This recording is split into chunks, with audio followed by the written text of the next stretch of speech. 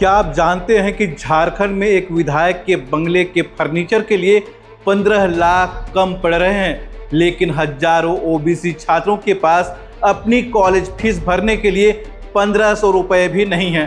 विधायक जी को बेंच पर सोने में दिक्कत है, पर छात्र अपनी पढ़ाई के लिए घर की बकरी और धान बेचने पर मजबूर हैं। आखिर किसका पैसा कहां जा रहा है? आज इस वीडियो पर हम झारखंड की राजनीति का वो चेहरा बेनकाब करेंगे जो शायद ही कोई मेन स्ट्रीम मीडिया आपको दिखा रहा है। नमस्कार, मैं हूं सुभाष शेखर और आप देख रहे हैं लोकल खबर। आज बात होगी उस छात्रवृत्ति की जो पिछले 3 सालों से फाइलों में दबी है। बजट सत्र में देवघर विधायक सुरेश पासवान से लेकर जयराम महतो तक ने सदन में जो सवाल उठाए और सरकार ने जो गोलमोल जवाब दिए, उसका एक एक कच्चा चिट्ठा आपके सामने रखेंगे। अगर आप एक छात्र हैं या झारखंड के नागरिक, तो यह 8 से 10 मिनट आपकी आंखें खोल देंगी। बिना ब्याज के ऋण दीजिए सेंटर। हम सेंट्रल गवर्नमेंट क्यों बोलेंगे? हम एक विधायक, हम राज्य सरकार को बोलेंगे। कौन सा बोली? हम सेंट्रल गवर्नमेंट बोलेंगे। चलिए, सेंट्रल गवर्नमेंट से डिस्कस करने के लिए नहीं आए हैं। हम विधायक, हम राज्य की सरकार से पूछेंगे। माननीय मंत्री जी, हम राज्य सरकार से पूछेंगे। बच्चे बोल रहा है, ये ऋण का बात नहीं है। हमने जैसा आपको कहा सर, मैंने क्या कहा? दोस्तों, यह जानना आज इसलिए जरूरी है क्योंकि 2025-26 का वित्तीय वर्ष भी बीत गया, पर वादे सिर्फ कागजों पर रह गए। एक तरफ 77 करोड़ के मंत्री आवास बन गए हैं और दूसरी तरफ केंद्र और राज्य सरकार एक दूसरे पर फंड्स का ठीकरा फोड़ रही है। में क्यों पीसेंगे? एक लाइन में, अगर केंद्र ने राशि का भुगतान नहीं किया तो आप देंगे या नहीं देंगे? माननीय मंत्री महोदय। माननीय मंत्री जी, सर, क्लास 1 से 8 तक कोई प्रॉब्लम नहीं है ओबीसी का, क्योंकि सारा पैसा स्टेट देती है। प्रॉब्लम सर 9 और 10 और पोस्ट मैट्रिक का है, और इन दोनों में 60-40 का रेशियो है। अब कानून बना है तो बना है सर, तो हम लोग तो वेट करते हैं, और इसीलिए हम मंत्री जी के पास भी गए, भारत सरकार के पास, और उनको सारा आंकड़ा भी बताए कि आप हमको देंगे तभी मेरा बजट का पैसा है सो खुलेगा। मतलब मेरे पास फाइनेंस रेजोल्यूशन है फाइनेंस डिपार्टमेंट का कि वो नहीं देगा तो ये नहीं खुलेगा।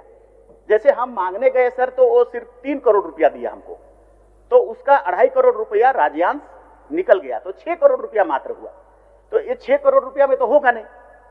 अब हम फिर भी वेट कर रहे थे कि वो अगर आ जाए, मिल जाए, क्योंकि वो आ करके बोले भी कि मंत्री गए थे और हम उसको एश्योर किए हैं कि और ज्यादा पैसा हम भेजेंगे, लेकिन अभी तक वो आया नहीं सर। तो क्या पता आएगा कि नहीं आएगा, हम लोग भी असमंजस में हैं, और नहीं आएगा तो हमारे बच्चों का क्या होगा, ये भी हम लोग सोच रहे हैं। अगर आज आपने यह सच नहीं समझा तो कल आपके हक का पैसा भी इसी तरह राजनीति की भेंट चढ़ जाएगा। विधायक जी को 15 लाख का फर्नीचर चाहिए, पर क्या छात्रों को उनकी पढ़ाई का हक मिला? बजट सत्र में मांग उठी कि स्मार्ट सिटी के बंगलों में फर्नीचर का बजट 10 लाख से बढ़ाकर 15 लाख कर दिया जाए। तर्क क्या था? विधायक बेंच और चौकी पर सो रहे हैं। यहाँ सवाल ये है कि क्या जनता ने आपको इसलिए चुना था? उसी स्मार्ट सिटी में मंत्रियों के लिए 77 करोड़ के बंगले तैयार हैं, लेकिन छात्रवृत्ति के लिए फंड नहीं है। जब मंत्री खुद ही कह दें कि उन्हें नहीं पता पैसा आएगा या नहीं, तो छात्र क्या करे? 26 फरवरी को जयराम महतो ने सदन में सरकार को घेरा। मंत्री जी का जवाब क्या था? केंद्र से पैसा नहीं आया। सरकार कह रही है 60-40 का रेशियो है, जब तक केंद्र का हिस्सा नहीं आएगा राज्य का ताला नहीं खुलेगा। जयराम ने सही कहा, विधायक निधि रोक दीजिए, बंगले नीलाम कर दीजिए, पर छात्रों का भविष्य मत रोकिए। यह बहुत गंभीर विषय है, और नहीं तो जो विधायक निधि है नहीं दीजिए। ऐसे भी हमको 5 करोड़ में क्या बनाते हैं? पीसीसी बनाते हैं। पीसीसी नहीं बनेगा तो हमको कोई फर्क नहीं पड़ेगा, लेकिन अगर 5 साल बच्चे नहीं पढ़ेंगे तो इस राज्य को फर्क पड़ेगा, इस राज्य के भविष्य को फर्क पड़ेगा। इसीलिए आप 5 करोड़ का जो विधायक निधि देते हैं, वैसे उससे कुछ काम नहीं होता है। पीसीसी, गली, फाइबर ब्लॉक 200 फीट 250 फीट का काम करते हैं, जो अगर 5 साल 10 साल नहीं होगा तो फर्क नहीं पड़ेगा, लेकिन बच्चे नहीं पढ़ेंगे मंत्री जी, फर्क पड़ेगा, एक जनरेशन में गैप आएगा। तो आप उसे रोक दीजिए। करिए, हम लोग को इतना महंगा आवास दीजिए, कर दिए, मेरा ही आवास को पहले नीलाम कर दीजिए। हम गार्जियन हैं, और गार्जियन होकर अगर आप अगर गार्जियन आपके बच्चे नहीं पढ़ेंगे स्पीकर साहब तो क्या करेंगे? क्या राज्य सरकार ने डेटा भेजने में लापरवाही की? दिल्ली से आई रिपोर्ट कुछ और ही कहती है। यहाँ असली पेंच फंसता है। राज्य के मंत्री चमरा लिंडा दिल्ली जाकर मांग पत्र सौंपते हैं, लेकिन लोकसभा में केंद्रीय मंत्री डॉक्टर वीरेंद्र कुमार कहते हैं कि राज्य ने डेटा ही नहीं भेजा या उनके पास पुराना पैसा ही बचा हुआ है। मतलब एक कह रहा है मांगा है, दूसरा कह रहा है डेटा नहीं मिला। इस फुटबॉल मैच में गोल सिर्फ छात्रों के भविष्य का हो रहा है। करीब 1.5 लाख करोड़ का बजट, लेकिन शिक्षा के लिए ऊंट के मुंह में जीरा। झारखंड का बजट करीब 1,58,560 करोड़ रुपए है, लेकिन उस शिक्षा के लिए सिर्फ 1.6%। जब मैया सम्मान योजना के लिए करोड़ों मिल रहे हैं तो शिक्षा के लिए प्रावधान शिथिल क्यों नहीं किए जा सकते? मैं खुद जब ग्राउंड पर जाता हूं तो देखता हूं कि हमारे झारखंड की युवा कितने होनहार हैं, लेकिन संसाधनों की कमी उन्हें तोड़ देती है। मुझे याद है एक छात्र ने मुझसे कहा था कि सर स्कॉलरशिप नहीं मिली तो इस साल कॉलेज छोड़ना पड़ेगा। छात्रवृत्ति नहीं मिलने के कारण बहुत सारी परेशानियां होती है। अभी एग्जाम में लिखने के लिए नहीं दिया जाता। छात्रवृत्ति हमारा ही भरोसा, जिसके बदौलत हम लोग पढ़ पाते हैं। 1.5 सालों से अभी तक छात्रवृत्ति नहीं मिल पाई है।